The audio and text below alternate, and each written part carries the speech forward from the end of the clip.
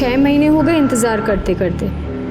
आज सीधे सीधे बता भी दो, कब कर रहे हो हमसे शादी? अरे हम प्रॉमिस करते हैं, जैसे ही हमारा तलाक हो जाएगा ना, बस हम पूरी तरह तुम्हारे हैं। ये बात तो हम कब से सुनते आ रहे हैं।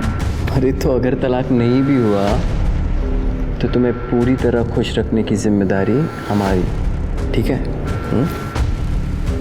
नहीं भी हुआ मतलब? तुम हमारे साथ सिर्फ मजे करना चाहते हो? तो जिंदगी में मजे के अलावा रखा ही क्या है? छोड़ो मुझे। बस एक दूसरे को खुशी देते रहो। देखो हम बताते कैसे, ऐसे। आज के बाद अपनी शक्ल मत दिखाना हमें। अरे स्वीटी, मजे करेंगे, करो मजे, बदतमीज। स्वीटी,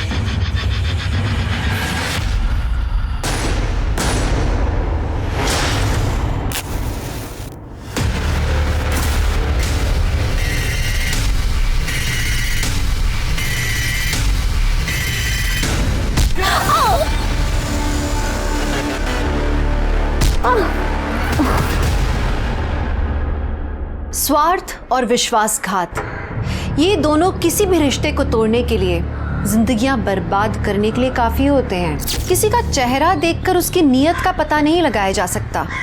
कभी कभी एक बड़ा सीधा साधा सा दिखने वाला इंसान भी भयानक वारदातों को अंजाम दे सकता है, ऐसी वारदातें जिनकी हम कल्पना भी नहीं कर सकते। आज की कहानी ऐसे ही दगाबाजों और उनकी चपेट में आई मासूम जिंदगियों की है।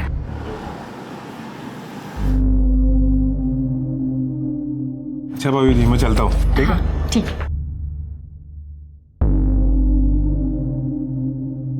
उड़ा लिए गुलछर अपने बॉयफ्रेंड के साथ।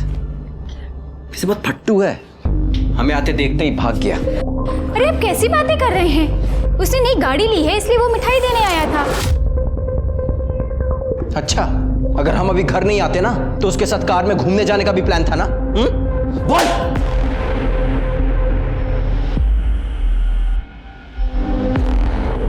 पिंकी बेटा तुम अंदर जाओ। कम से कम पिंकी के सामने तो ऐसी बातें मत बोलिए। तो तलाक क्यों नहीं दे देती हमें? उसके बाद जितने मर्दों के साथ गुलछर्रे उड़ाने हैं ना, उड़ाते रहना। गुलछर्रे हम नहीं, आप उड़ाते हैं बाहर। हम कुछ बोलते नहीं है, इसका मतलब ये नहीं कि हमें कुछ पता नहीं है। और रही बात तलाक की, भूल जाइए उसे आप। कीचड़ उछालती हो हम पे, हाँ? और तलाक को कैसे भूल जाए? तलाक के पेपर पे तो हम तुमसे साइन लेकर रहेंगे। आपका मन हमसे भरा है और आपको तलाक देकर हम अपनी पिंकी की जिंदगी खराब नहीं कर सकते। और अगर आपको तलाक चाहिए तो ये घर और गांव की प्रॉपर्टी मेरे और पिंकी के नाम आप कर दीजिए।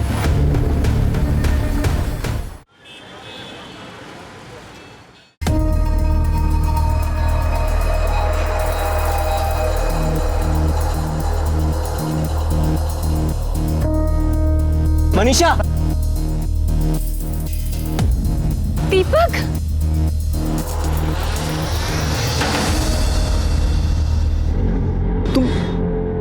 तुम यहाँ कैसे? पूरे 11 साल बाद मिल रही हो तुम्हारी शादी के बाद।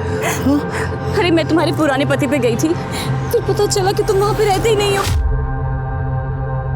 वो तो 4 साल पहले ही छोड़ दिया, लेकिन तुम यहाँ कब आई? पिछले साल मेरे पति की एक एक्सीडेंट में डेथ हो गई, फिर माँ बाप के पास आ गई। अब वो भी नहीं रहे तो भाई रवि अब मेरा सहारा है। बच्चे तो कभी हुए ही नहीं।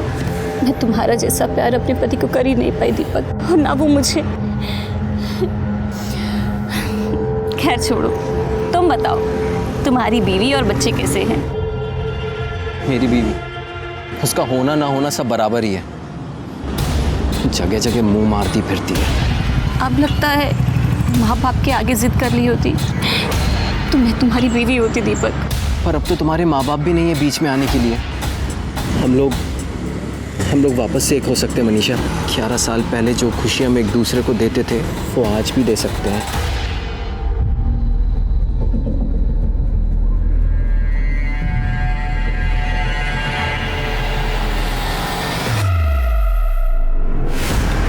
सुनिए जी आपके पति दीपक वर्मा है ना जी। आपके पति को हार्ट अटैक आया है। क्या? उनको यहाँ के गवर्नमेंट हॉस्पिटल में एडमिट किया मैंने। आप कौन है? मैं उनके ऑफिस में काम करता हूँ, उन्होंने मुझे आपको लाने के लिए भेजा है। जल्दी आइए आइए। सीट बेल्ट बांध लो आप।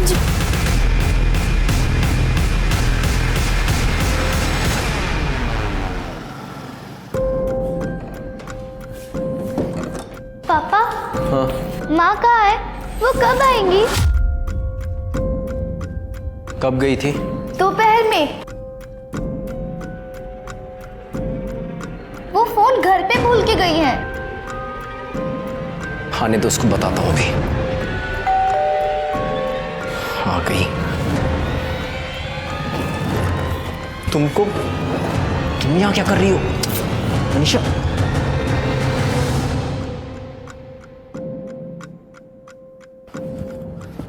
बेटा आप अंदर जाके पढ़ाई करो। हाँ हम बुलाते हैं हम। तुम यहाँ क्या कर रही हो? कोई देख लेगा तो? देख लेने दो, मुझे किसी का डर नहीं। मनीषा अरे मिठाई तो लाओ। तुम ना मुंह मीठा करो। पर ये कौन है? पहचाना नहीं? ये मेरा भाई है रवि।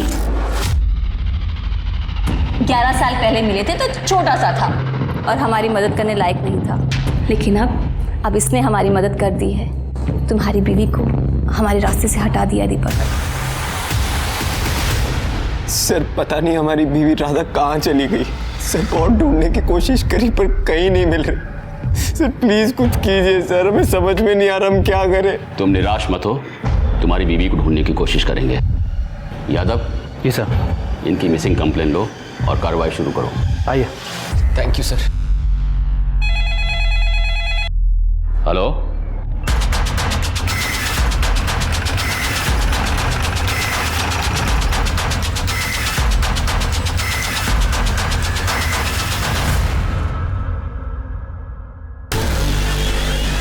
आसपास देखो कुछ मिलता है? सर बॉडी आधी जली हुई है, चेहरा भी काफ़ी बिगड़ चुका है। ऐसा लगता है किसी ने पहचान मिटाने की कोशिश की है।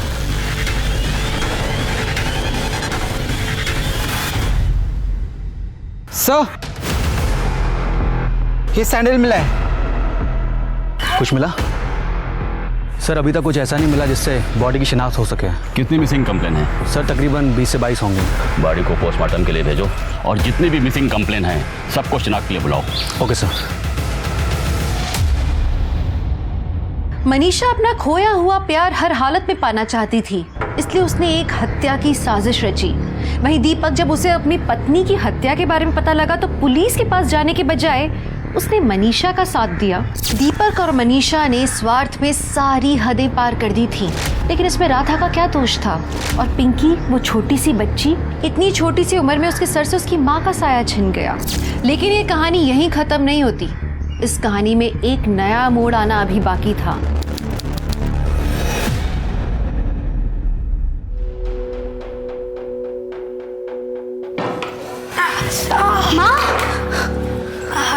माँ कितनी बार कहा है आपको? हमें बुलाया करो ना, हम हैं ना। बताओ आपको क्या चाहिए? अरे बेटा, इस उम्र में थोड़ी थोड़ी देर में बाथरूम जाना पड़ता है। अब तुझे बार बार तकलीफ देना अच्छा नहीं लगता है। माँ आपने ऐसे कैसे सोचा? बेटी है तुम्हारी, आप हक से बोलो। जिंदगी भर हमें तो तुम्हें संभालना है। आइए आराम से। अच्छा माँ हम चलते हैं, आप ध्यान रखिए अपना। ये लो सामान की लिस्ट, आगे से खुद ही जाना सामान लाने के लिए। इतनी बड़ी लिस्ट थमा दी। प्रकाश ये बाकी के पैसे कहाँ हैं? वो तो खर्च हो गए। क्या 500 रुपये खर्च हो गए? मुझे तुम्हें सामान लेने भेजना ही नहीं चाहिए था। तुम्हें पता नहीं मेरी हालत क्या है? अरे ब्यूटी पार्लर से इतनी इनकम नहीं हो पाती है, और तुमसे ना हम कमाई की उम्मीद ही छोड़ चुके हैं। हम तो कब से कह रहे हैं इस घर को बेच देते हैं, पैसों की दिक्कत भी खत्म हो जाएगी। इतना बड़े घर का करेंगे क्या? एक छोटा सा घर ले लेते हैं और एक अच्छा सा बिजनेस स्टार्ट कर सकते हैं। अरे ऐसे कैसे बेच दे घर? ये हमारा पुश्तैनी मकान है। दादाजी और पापा ने बड़े प्यार से इस घर को बनाया है। काफी यादें जुड़ी इस घर से, हम नहीं बेच सकते ऐसे। उन यादों को अचार डालोगी क्या? माँ की तबीयत देखी है, दिन ब दिन बिगड़ती जा रही है। जहाँ भी बैठती है वहाँ पे कपड़े गंदे कर देती है। कम से कम उन पैसों से माँ के लिए एक अच्छी नर्स रख सकते हैं। प्रकाश अगर तू नौकरी कर लेना तो भी इस घर की हालत सही हो सकती है, समझा? हाँ मेरे काम करने से सब ठीक हो जाएगा, पर ये घर मत बेचना। तो फिर से शुरू हो गया, और मेरे जीते जी ये घर नहीं बिकेगा, समझे?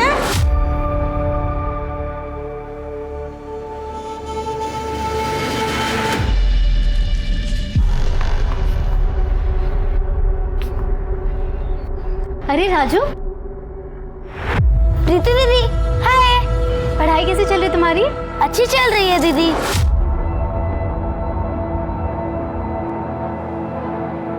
ये लो तुम्हारी चॉकलेट। थैंक यू दीदी। ए, क्या कर रहा है उधर? स्कूल नहीं जाना? चल अंदर जाओ और जाके तैयार कर। ए, है क्या हाथ? क्या ये?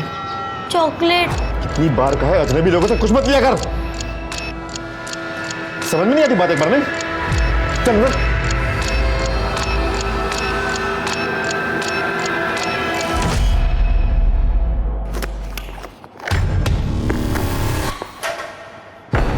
सुन, पता है ना माल किसको पहुंचाना है? पता है चाचा, लेकिन कल तो ऐसा लग रहा था कि पुलिस वाले अंकल हमें पकड़ लेंगे। चुप कर। छोटे बच्चे पर कोई शक नहीं करता। काम करेगा तो खाना मिलेगा, नहीं तो बहुत मार खाएगा। समझ में आ रही बात? ठीक है। चल फटाफट दे क्या। शाबाश।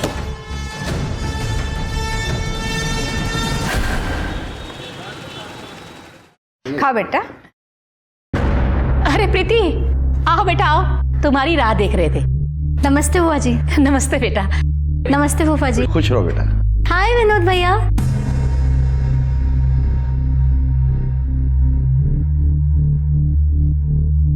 मैं ना कहती थी कितनी अच्छी जोड़ी लग रही है दोनों की।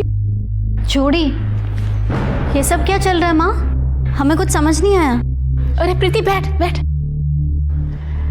वो क्या है ना प्रीति, विनोद हमें बहुत पहले से कह रहा है कि हमको प्रीति से ही शादी करनी है। हमें तो कोई ऐतराज नहीं है। लेकिन माँ हमें ऐतराज है। विनोद हमारा कजिन भाई है, बचपन से उसे भैया कहते आ रहे। अब ये अचानक से पति कैसे मान लूं मैं? सब जानते हैं कि विनोद हमारे जेठ का लड़का है। उनके स्वर्गवास होने के बाद हमने विनोद को गोद ले लिया था। अरे तुम्हारा भैया कहाँ से हुआ? अब कितना अच्छा रिश्ता है ना, घर की बात घर में रहेगी। ये सब हमसे नहीं हो पाएगा। प्रीति प्रीति बेटा अचानक ये सब बात सुन के परेशान हो गई होगी। थोड़ा वक्त दो उसको सोचने के लिए। तू बैठ बेटा। ए प्रकाश उठ, ले समोसा का। बैठ बैठ बैठ। घनश्याम क्या से लाया हूँ, बहुत पसंद है ना तुझे? खा। प्रीति, तुम शादी के लिए इनकार क्यों कर रही हो? तुमको पता है ना, हम तुमको बचपन से पसंद करते। बचपन में खेल में हर बार तुम हमारी पत्नी बनती थी। तब की बात और थी, खेल था वो। हमने तुम्हें कभी उस नजर से देखा ही नहीं है। देखो प्रीति, मेरा दिल मत तोड़। तुम्हें चाहिए तो और समय ले लो। हम सब सोच समझ कर कह। बहुत हो गया तुम्हारा नौटंकी। अगर तुमको शादी नहीं करनी है ना तो ये घर बेच दो। ये घर हमारे भैया और पापा का है, इसमें हमारा भी हिस्सा निकलता है। सुन रही है ना आप? हमको हमारा हिस्सा चाहिए। ये सब कह के काहे को बात बढ़ा रही हो? देखो कितने परेशान हो गए तुम। दिमाग थोड़ा शांत रखा करो, सब ठीक हो जाएगा। अब प्रीति को भी थोड़ा वक्त दो सोचने के लिए। जल्दी क्या है? अब खाओ बेटा, तुम समोसा खाओ। लो लो, अरे खाओ बेटा।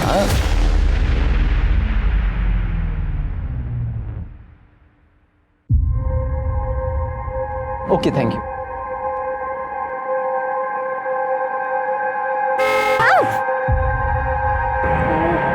Sorry I am sorry. आपको चोट तो नहीं लगी ना? नहीं नहीं, मैं ठीक हूँ, कोई बात ये नहीं। श्योर ना? हाँ मैं ठीक हूँ।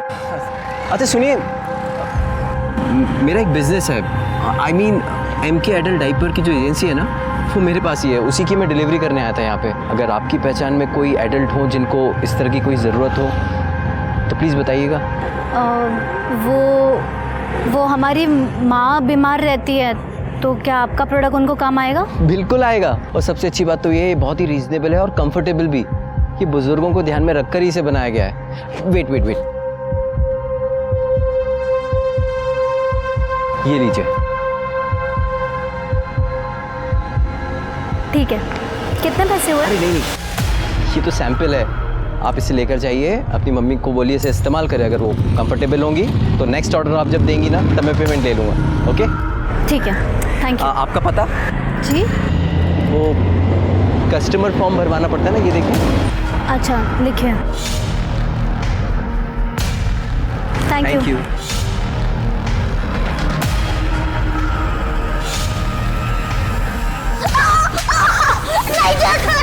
क्यों नहीं मानता मेरी बात? क्यों नहीं मानता मेरी बात? जो बोलूंगा वो करेगा, करेगा ना? क्यों मारा इसे? क्या किया इसने? तो फिर आगे टांग अड़ानी? ये हमारा मामला हट जाता है। छोड़ इसे।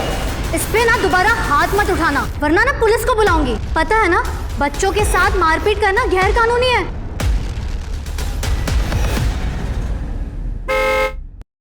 प्रीति जी। ओह हाय।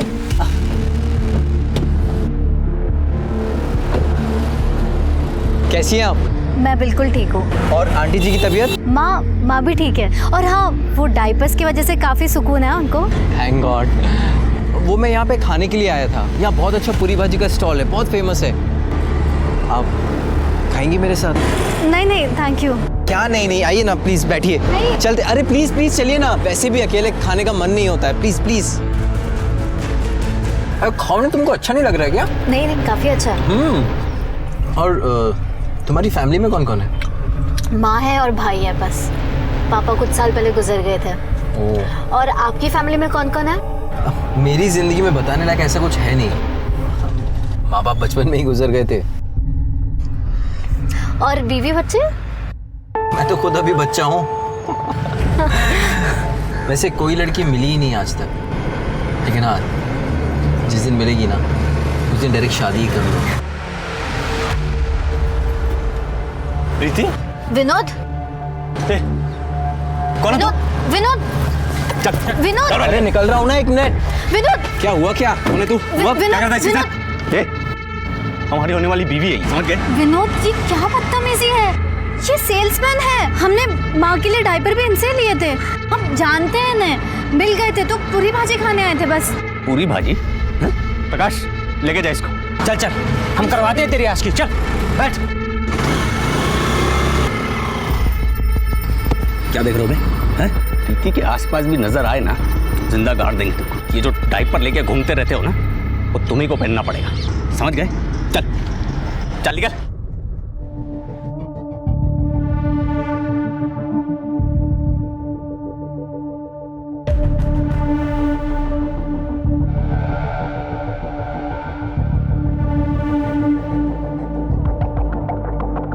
वो ब्यूटी पार्लर के बाहर इंतज़ार करने के बजाय तुम्हें फ़ोन करें तो चलेगा ना? हाँ चलेगा, लेकिन मैं तुम्हें दूसरा नंबर देती हूँ। वो क्या है ना, विनोद मेरा फ़ोन चेक करता है। ठीक है, और हमारा पुराना नंबर भी ना बंद हो गया है, तो हम तुम्हें नए नंबर से फ़ोन करेंगे। ठीक है? ठीक है।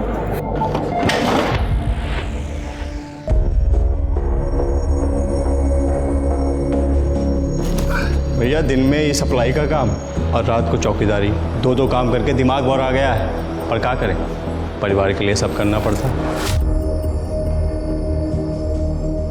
चंदन फ़ोन दे जरा अपना। क्या बात, नई लौड़िया पटाई होगा? भैया मौज तो आप ही ले रहे हैं। आज ये, कल वो, परसों कोई और हैं? हाँ, वो हम मनोहर लॉज जा रहे थे क्लाइंट से मिलने के लिए। अगर तुम फ्री हो तो वहीं आ जाओ, वहीं से फिर घूमने चलेंगे।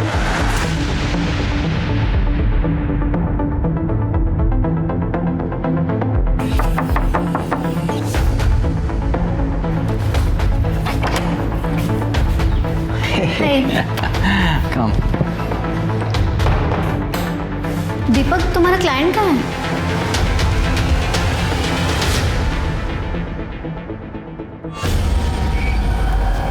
शरबत बोला था, पानी नहीं।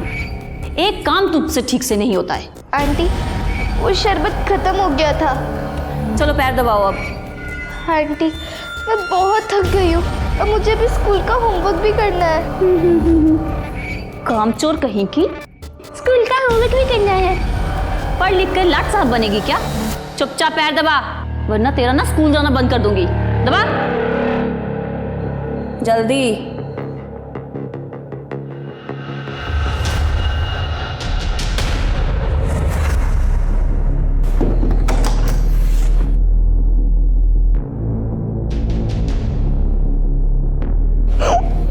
क्या हुआ? पापा, आंटी मुझसे बहुत काम करवाती है, मुझे होमवर्क भी नहीं करने देती। बेटा वो तुम्हारी माँ है, माँ की तो सेवा करनी चाहिए ना। चलो जाओ अभी अंदर जाओ, और आगे से ना इन सब बातों के लिए मुझे परेशान मत करना, ठीक है? चलो जाओ। आज भी खाना बाहर से खाकर आए हो दीपक? अरे आज भी ज़्यादा काम था इसलिए बाहर ही खा लिया। दीपक, जब से मैं प्रेग्नेंट हुई हूँ तुम मुझे अच्छी तरह देखते भी नहीं हो। तुम्हारा कहीं बाहर चक्कर तो नहीं चल रहा है ना? कितना शक करती हो तुम?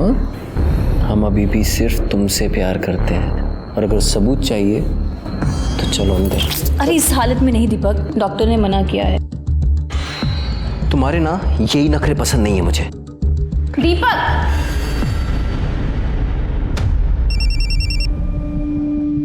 हाँ दीदी। रवि, हमें लग रहा है कि दीपक हमसे कुछ छुपा रहा है। शायद उसका कहीं चक्कर चल रहा है।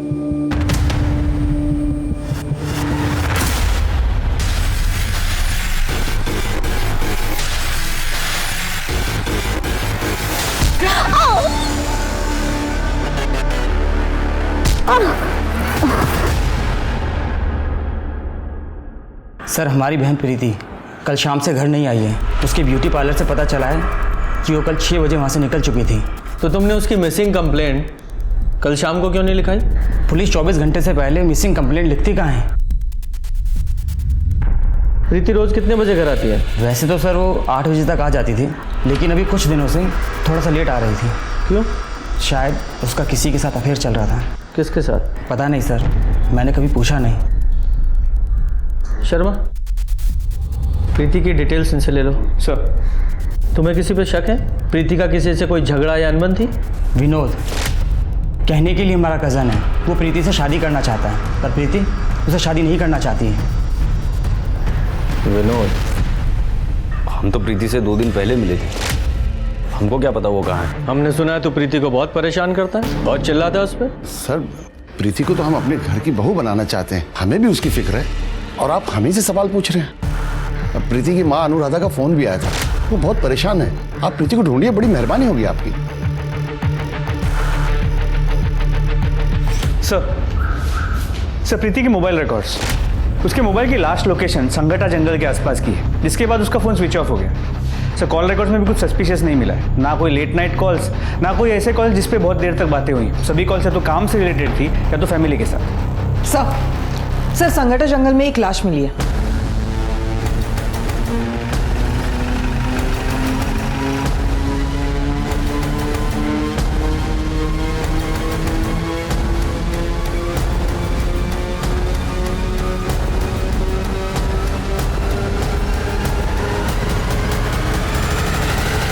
जरा चेक करो, जरा आसपास चेक करो। सर, ये तो प्रीति है। जिसका डर था वही हुआ।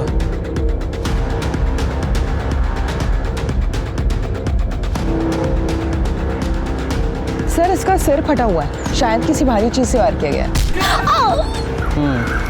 सर, ये सैंडल देखिए, मतलब वो सैंडल भी प्रीति की थी और वो यहाँ से कुछ दूरी पे मिली। सर, वहाँ से यहाँ तक घसीटा जाने का, खींचने का कोई भी निशान नहीं है, मतलब बहुत ज़्यादा चांसेस है प्रीति यहाँ भागकर पहुँची। हाँ, तो ये प्रीति यहाँ जंगल में क्यों भाग रही थी? कहीं ऐसा तो नहीं कि प्रीति का किसी ने किडनैप कर लिया हो और बाद में जब उसका किडनैपर यहाँ उसे मारने के लिए ला रहा हो तो ये बचकर भाग निकली? किडनैपर ने उसका पीछा किया और इस स्पॉट पे आके उसे दबोच लिया और मार डाला। सर, ये मोबाइल और ये पर्स मिला है। मोबाइल को एविडेंस बैग में डालो और साइबर सेल में भेजो। सर। नहीं सर, कुछ नहीं है। गुप्ता, बॉडी को पोस्टमार्टम के लिए भेजो। सर।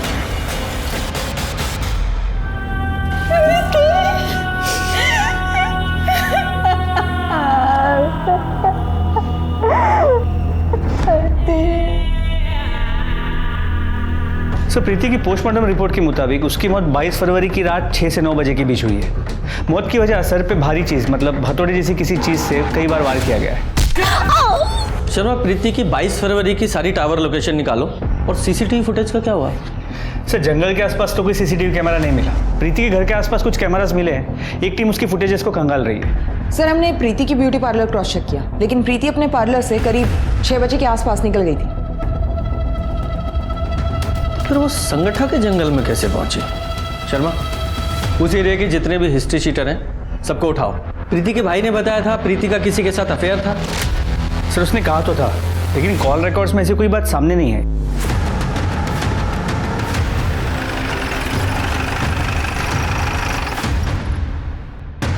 सर माँ, घर की तलाशी लो।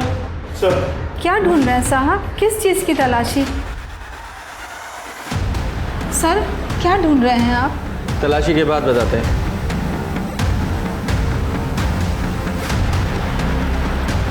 सर ये फोन मिला। ये फोन किसका है? ये तो प्रीति का ही फोन है, पर सर वो इसे इस्तेमाल नहीं करती थी।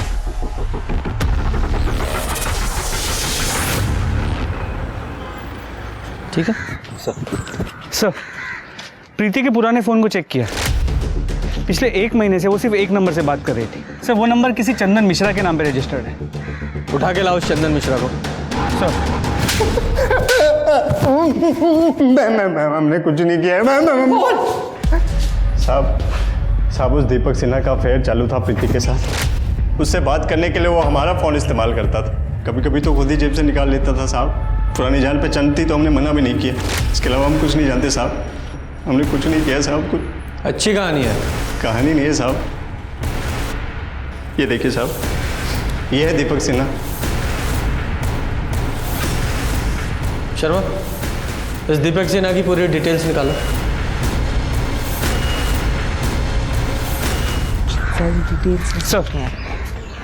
सर दीपक सिन्हा के बारे में कुछ इंपॉर्टेंट बातें पता चली। दीपक सिन्हा की 2 शादियां हुई। उसकी पहली बीवी राधा 8 महीने पहले 14 जून को अचानक से गायब हो गई। दीपक सिन्हा ने शिवनगर पुलिस स्टेशन में उसकी मिसिंग कंप्लेंट भी दर्ज की।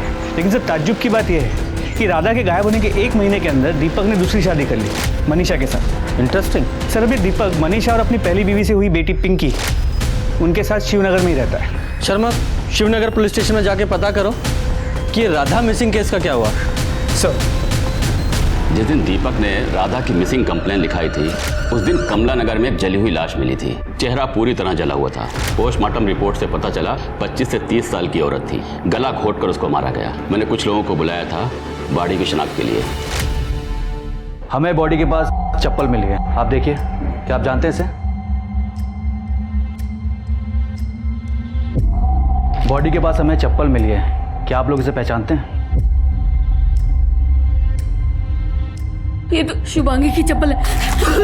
शुभांगी, हमारी बेटी की लाश। नहीं सर ये हमारी बीवी नहीं है सर ये इन्हीं की बेटी होगी सर। पता नहीं हमारी राधा के साल में होगी। राधा मिसिंग केस तो अभी भी ओपन है, लेकिन राधा का अभी तक कुछ पता नहीं चला। आपने बॉडी की डीएनए टेस्ट करवाई थी? नहीं, हमने डीएनए सैंपल लिया था, लेकिन चौबे फैमिली ने जब बॉडी की शिनाख्त कर ली तो हम लोगों ने बॉडी उनको सौंप दी। वेरी गुड शर्मा, ये डीएनए प्रिजर्व है, ये तो हमारे लिए बहुत अच्छी खबर है। इस चौबे दंपति को ढूंढो, उनकी ज़रूरत पड़ेगी। तब तक मैं इस दीपक की खबर लेता हूँ। Okay sir. प्रीति? कौन प्रीति सर? मैं किसी प्रीति को नहीं जानता सर। नाटक बंद कर। वो चंदन है ना तेरा सिक्योरिटी वाला, सब उगल दिया उसने। तेरा अफेयर था ना प्रीति के साथ। दीपक, ये सब क्या है? इंस्पेक्टर सर क्या बोल रहे हैं? 22 फरवरी की शाम को 6 से 8 बजे के बीच कहाँ था तू? मैं तो ऑफिस में ही था सर। अच्छा, क्या सबूत है? सर सबूत तो हम खुद है सर। हमारा प्रीति के खून से कुछ लेना देना नहीं है सर। मैंने खून कब कहा? मैंने तो ऐसा कोई आरोप नहीं लगाया।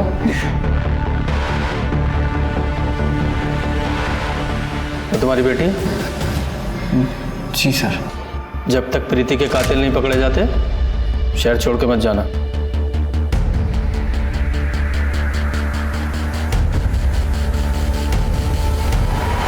आपकी बेटी शुभांगी के केस के बारे में आपसे बात करनी थी। उसका कोई फोटो है आपके पास? जी सर, हम बहुत परेशान थे। हमने उस चप्पल को देखकर उस जली हुई लाश को अपनी बेटी मान लिया था। लेकिन सर, हमें लगता है कि हमारी बेटी आज भी जिंदा है। ऐसा क्यों लगता है आपको? पिछली दिवाली को एक फ़ोन आया था और उस फ़ोन पे एक लड़की के रोने की आवाज़ आ रही थी। और सर वो लड़की मुझे पापा बोल रही थी। लेकिन सर अचानक से ही कॉल कट गया। हमने उस नंबर पर कई बार कॉल किए पर किसी ने फ़ोन नहीं उठाया। हमें लगा ये हमारा वहम है। उस वक्त भी हमें शक था कि शुभांगी किसी लड़के के साथ भाग गई है। पूजा जरा चेक करो इन लोगों का शक सही है या नहीं। सर। शर्मा इन दोनों के डीएनए सैंपल ले लो और जरा मैच करा के देखो। सर।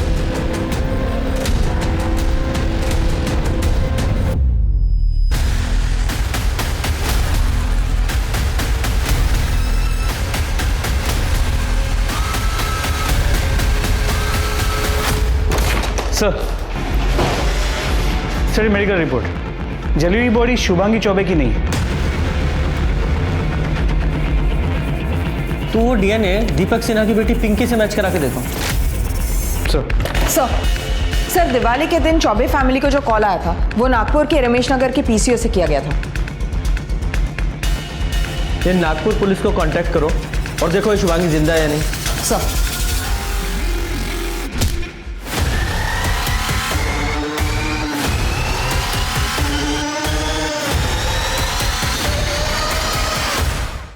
लीजिए भाभी, खाना खा लीजिए। ऐसे कब तक चलेगा भाभी? ऐसे में आपकी तबीयत और खराब हो जाएगी। खा लीजिए। अब भगवान की इच्छा के आगे किसका जोर चला है भाभी जी। हम भी तो प्रीति को अपने घर की बहू बनाने का सपना देख रहे थे, सब मिट्टी में मिल गया। जिसने भी ये किया है भगवान माफ नहीं करेगा उसको। जाने वाले के साथ मरा तो नहीं जाता ना। हम हैं, प्रकाश है, हम सब आपका ख्याल रखेंगे। वैसे प्रकाश है कहाँ? हाँ ठीक है, जाओ जरा आसपास चेक करो, बॉडी चेक करो।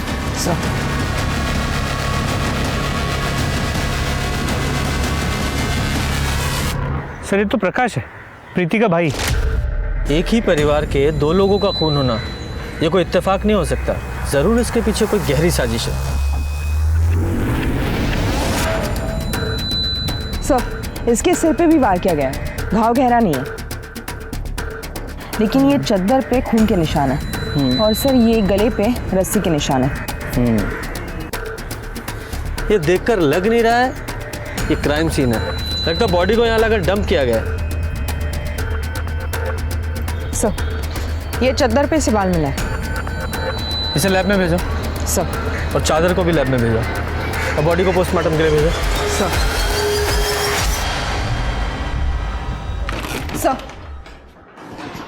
सर नागपुर पुलिस ने इंक्वायरी की है, हमारा शक सही निकला। शुभांगी नागपुर में रहती है अपने पति के साथ। ये रही उन दोनों की फोटो। सर शुभांगी ने कबूल किया कि उसके माँ बाप इस शादी के खिलाफ थे, इसलिए वो गोरखपुर से नागपुर भाग गई थी। Good job. इस शुभांगी को गोरखपुर आने के लिए बोलो। सर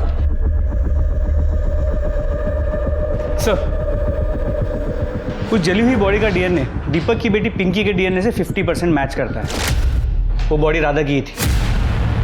सर एक और सस्पिशियस बात पता चली, दीपक और उसकी दूसरी बीवी मनीषा बहुत पुराने आशिक हैं और मनीषा का भाई रवि हिस्ट्री शीटर है, मारपीट के केस में अंदर जा चुका है। ये दीपक सिन्हा ने अपनी पत्नी राधा की मिसिंग कंप्लेंट 14 जून 2019 को दर्ज की थी ना? जी सर। ये मनीषा और उसके भाई रवि की 14 जून 2019 की डिटेल्स निकालो। चल बैठिए। मैम आपको कोई गलतफहमी हुई है। मैं प्रेग्नेंट हूँ और इस हालत में मैं किसी का खून कैसे कर सकती हूँ? और वैसे भी उस दिन तो मैं डॉक्टर के पास गई थी। चुप, एकदम चुप रहे। 8 महीने पहले शिवनगर पुलिस को जिस औरत की जली हुई लाश मिली थी वो तेरी बीवी राधा की थी और ये बात साबित हो चुकी है। तू बताएगा या तेरे हलक से निकलवाऊं? साहब हमने नहीं मारा उसको, साहब इसने मारा है उसको। साहब झूठ बोल रही है साहब, मैंने किसी को नहीं मारा साहब। 14 जून जिस दिन राधा का मर्डर हुआ, तेरे मोबाइल के टॉवर की लोकेशन उसी एरिया की थी जहां में उस औरत की जली हुई बॉडी मिली थी। पूरी इन्फॉर्मेशन है हमारे पास। साहब हमने कहा था ना, साहब यही खूनी है साहब। साले कमीने तेरे लिए किया मैंने सब कुछ। ये हमारे लिए किया, अपनी बहन के लिए किया। हमने कहा था राधा को मारने के लिए। मेरी बहन के नाम लगा तू। से बीच में अब ये भी बताओ कि प्रीति और प्रकाश को क्यों मारा? साहब हम तो प्रीति से प्यार करते थे, हम क्यों मारेंगे उसको? साहब इसने ही मारा है साहब प्रीति को भी। अच्छा प्यार करता था तू? पहली बीवी को मारकर दूसरी शादी की और दूसरी बीवी के होते हुए तीसरी लड़की के पीछे पड़ा था तू। अगर तू प्रीति की जिंदगी में नहीं आता तो ये उसे नहीं मारता, जिंदा होती वो आज। साहब मैंने सिर्फ राधा को मारा साहब। आपके पति दीपक वर्मा है ना जी? आपके पति को हार्ट अटैक आया है।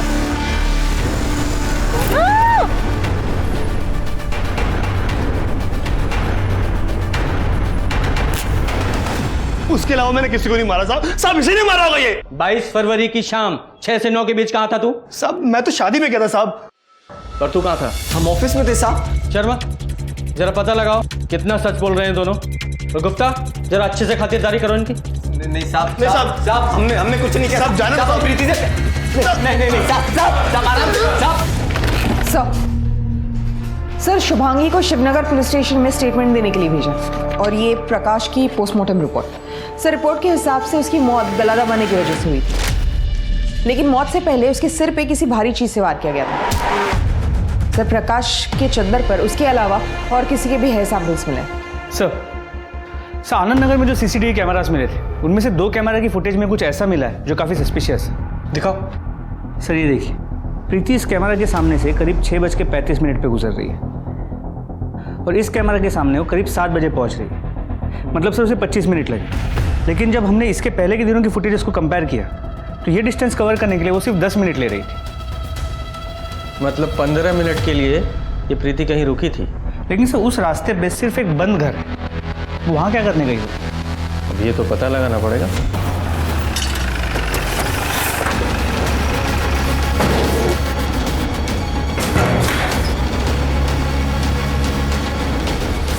जरा चेक करो, वो दरवाजा देखो। शर्मा जरा चेक करो।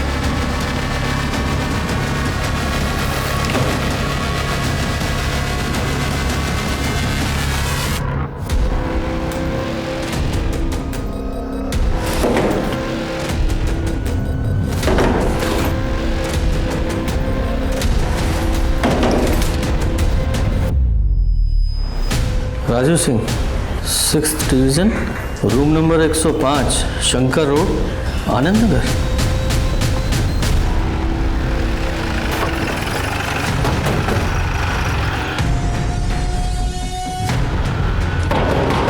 कौन है? बोलो। दरवाजा तोड़ दोगी। तलाशी लो जरा। सर हुआ क्या सर? ये क्या हो रहा है सर? ये सर मैं इज्जतदार आदमी हूँ, आप ऐसा कर नहीं सकते। इज्जतदार आदमी है तू?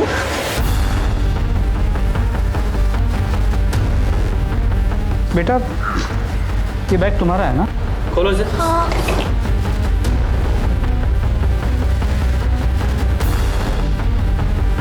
तुम्हारे बैग में ये कट्टा कहाँ से आया?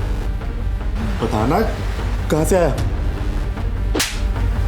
कट्टे स्मगल करने के लिए बच्चे का इस्तेमाल करता है तू? हाँ? बोल बोल। सर ये देखिए क्या मिला। इज्जतदार आदमी है तू? ये है तेरी इज्जत? बेटा जरा 22 तारीख को प्रीति दीदी से मिले थे? हाँ। 22 तारीख को प्रीति दीदी से मिले थे? हाँ। अरे राजू, इस समय स्कूल के कपड़े में और ये स्कूल बैग लेकर कहाँ जा रहा है? अरे भाग क्यों रहा है? तेरा बैग क्यों इतना भारी है? क्या है इसमें?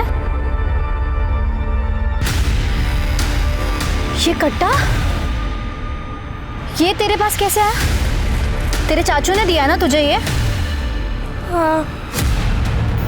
आज तो मैं उसका बंदोबस्त करके रहूंगी, उसे जेल भिजवाऊंगी।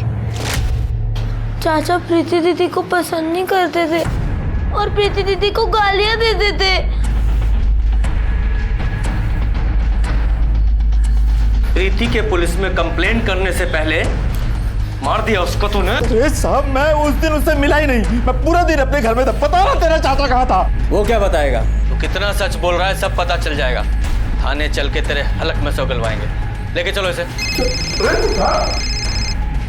हेलो ठीक है हम देखते हैं। सर मुन्ना खबरी का फ़ोन था।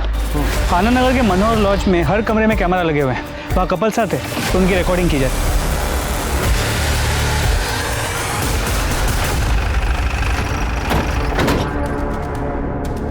शर्मा, मैनेजर को लेके आओ। पूजा, हर एक रूम में बताओ कि हिडन कैमरे लगे हुए हैं, कोई पैनिक नहीं चाहिए। अब लोग जाओ, तलाशी लो। अरे साहब, हमने क्या किया बता दो साहब। साहब बोल, क्या हुआ साहब? कितना हफ्ता चाहिए? मैं देने को रेडी हूँ साहब। पैसा देगा तू? साहब बहुत पैसे आए तेरे पास? बट मैंने किया क्या है साहब? अभी पता चलेगा। गुप्ता, बाकी कमरे चेक करो। सर, ये 2 कैमरास मिले, बाकी कमरे चेक हो रहे हैं। क्या है ये? बोल साहब, बोल वरना मार मार के टमाटर की तरह तुझे लाल कर दूंगा। बताता हूँ साहब, हम तो सिर्फ यहाँ पे काम करते हैं साहब। हमें कहा गया था कि सेक्स वीडियो रिकॉर्ड करके उसकी कॉपी बना के एक आदमी को भेजते रहे। वो आदमी हमें उस सेक्स वीडियो के बदले अच्छे पैसे देता है साहब। कौन है वो आदमी? कौन है वो आदमी? शर्मा, जहाँ इन कैमराज की वीडियो रिकॉर्डिंग होती है वो हार्ड डिस्क रिकवर करो। सर, मनोहर लॉज से जो हार्ड ड्राइव बरामद हुए थे उनमें कई सारे सेक्स वीडियोस मिले। सर, उनमें से एक सेक्स वीडियो में प्रीति भी है। प्रीति? सर, ये देखिए।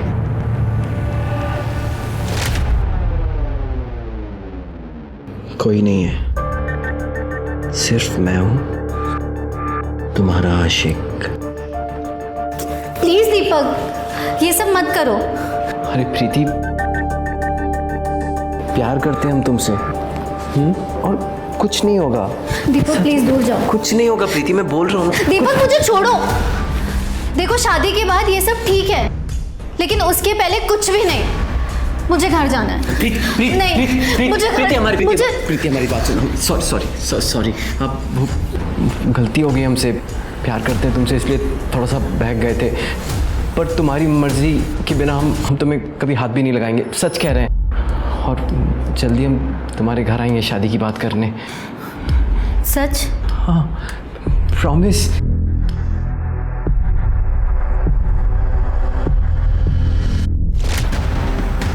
उठा के लाओ इन मर्डर्स के मास्टरमाइंड को। सर,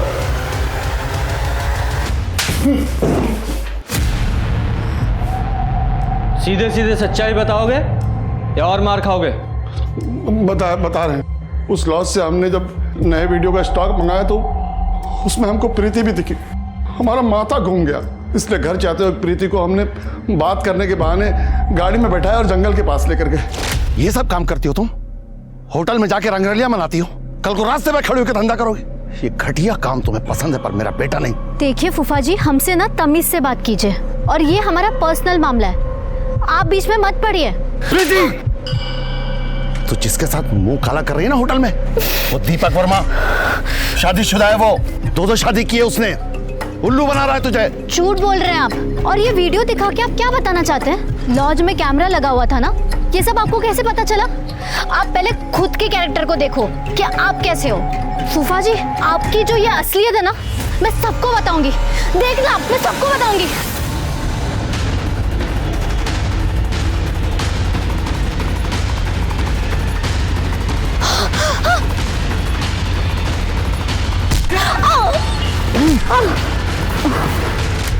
ये बात हमने अपनी बीवी को बता दी। पहले तो ये हम पे बहुत गुस्सा हुई, फिर इसको बदनामी का डर लगा तो। सुनो जी, हमको ना इस शहर छोड़कर चले जाना चाहिए। अरे पुलिस वाला बहुत होशियार होते हैं, अगर उनको पता चल गया कि प्रीति का खून आपने किया है तो जिंदगी भर जेल में सड़ोगे फिर। कितनी बार तुमसे कहा है कि ये बातें मुंह से मत निकाला करो। हमने मारा प्रीति को। देखो प्रकाश, पुलिस के पास जाएंगे और सब कुछ सच सच बता देंगे। हमारी बात सुनो ना प्रकाश, हम समझा रहे ना तुमको क्या हुआ था।